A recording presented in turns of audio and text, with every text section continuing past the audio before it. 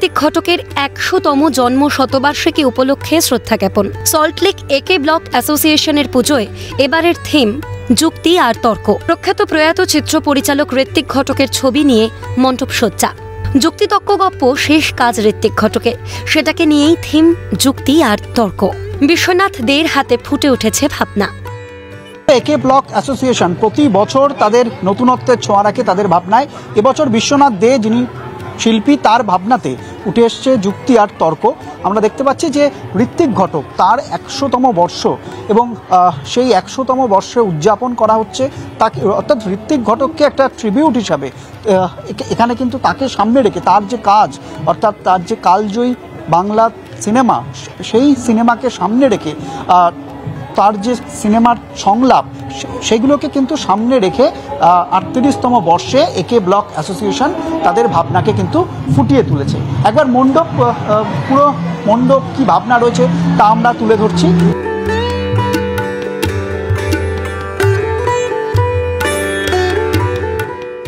যে ঋত্বিক ঘটককে এখন নতুন প্রজন্মের মানুষ জানা উচিত যে সিনেমা ক্ষেত্রে নারী শক্তির ক্ষেত্রে তার কি একটা চিন্তা ভাবনা ছিল, তার কি দৃষ্টিভঙ্গি ছিল, সেগুলোকে জানার জন্য এই কনসেপ্টটাকে আমরা রেখেছি। এর সাথে মা শক্তি, মায়ের শক্তির একটা অবশ্যই যোগাযোগ আছে। তা ওনার যে সমস্ত চিন্তা ভাবনা, লোক সংস্কৃতি বাঁচিয়ে রাখা ইত্যাদি সমস্ত দেখবেন, এই প্রত্যেকটা চিন্তাভাবনাকে আমরা এই প্রত্যেকটা জায়গায় ফুটিয়ে তুলেছি, যা মানুষের কাছে একটু সময় ধরে যদি দেখেন, আমরা দুটো স্টেপে খুব বড়। এটা আমাদের ঋত্বিক ঘটক প্যাভিলিয়ন গ্যালারি, তারপরে হচ্ছে আমাদের মায়ের মন্দির, সেখানেও দেখবেন সেই তার নির্দেশনা অনুযায়ী মায়ের যে একটা আভাও, সেই জায়গাটা সেটা ধরে রয়েছে। ঘটকের যে কাজ, তার যে কালজয়ী সিনেমা, সেটাকে যেমন তুলে ধরা হয়েছে।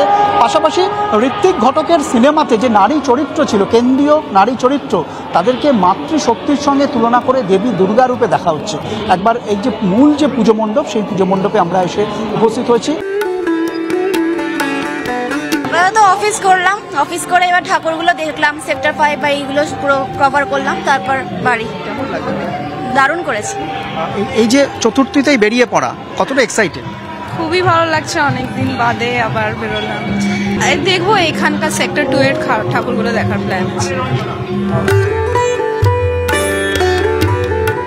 ক্যামেরায় জ্যাকি সিং এর সঙ্গে সায়ন্তন ভট্টাচার্যের রিপোর্ট, ক্যালকাটা নিউজ।